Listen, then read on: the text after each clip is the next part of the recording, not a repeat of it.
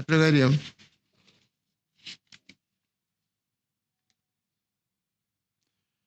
നോട്ടീസിന് മാനേജ്മെന്റ് 3 ദിവസത്തിനുള്ളിൽ മറുപടി രേഖാമൂലം നൽകണം.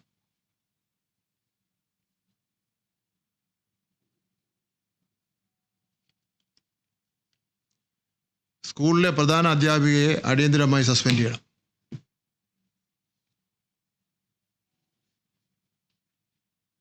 അത് മാനേജ്മെന്റാണ് ചെയ്യേണ്ടത്.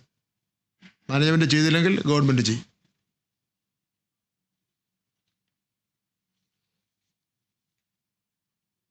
ഈ നടപടികളൊന്നും ഒരു കുഞ്ഞിന്റെ ജീവനക്കാർ വലുതൊന്നുമല്ല.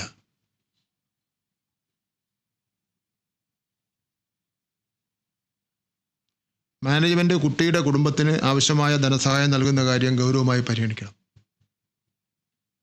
സ്വന്തം വീടില്ല, ഒരു സെന്റോ അങ്ങനെ ഒരു